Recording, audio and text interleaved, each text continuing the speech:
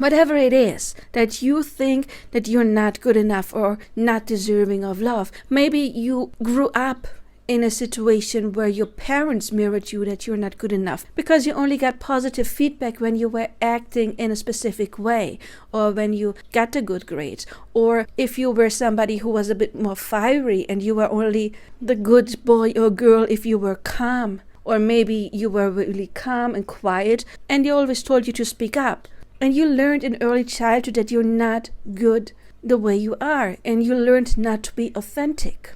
The twin flame journey, of course, is a lot about authenticity. Why? Because it's about self-love. It is about your self-image. It is about relearning those programs that got installed, usually in the first 7 years of your life. The programs of, oh, I didn't feel loved, or I only got the positive feedback if I was acting in a specific way. Or maybe you never even had the feeling of being loved. Maybe your parents even told you we didn't want you and they acted accordingly. And then in your subconscious mind that could have formed the belief, I am not deserving of love because I don't know what it feels like to be loved. Then you met your twin flame. One of them, the masculine energy, usually withdraws. So in order to trigger the anxious attachment style, the chasing, the fear of loss, abandonment, and neglect within the feminine energy. And they have to trigger that by going, by leaving, by withdrawing. That's the only way that the feminine realizes that she still has that wound within her. But that doesn't mean that he doesn't love her. The masculine, he loves his feminine. Why? Because she is the projection of his own inner divine feminine.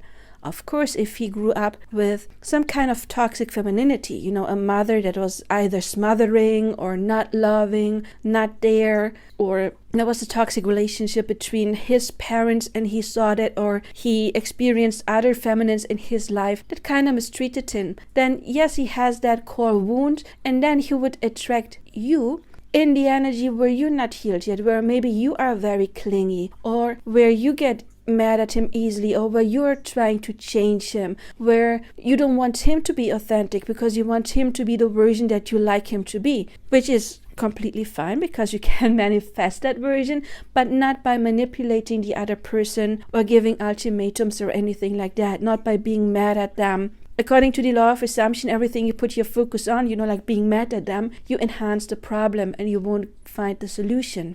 Actually, it's not even your job to find the solution. Your job is to have a clear image of what you want. But the thing is, everyone is you pushed out, which means they manifested you exactly the way you are. So you are completely perfect. They manifested you exactly the way you are and not in any other way. In this multiverse, there's different versions of you. They could have picked another one. If they heal their inner feminine and you don't heal your inner masculine, then guess what? Then they will shift timelines and they get the version of you that healed that. So they would even experience union with you and you won't, because you're on this different timeline where there's no union.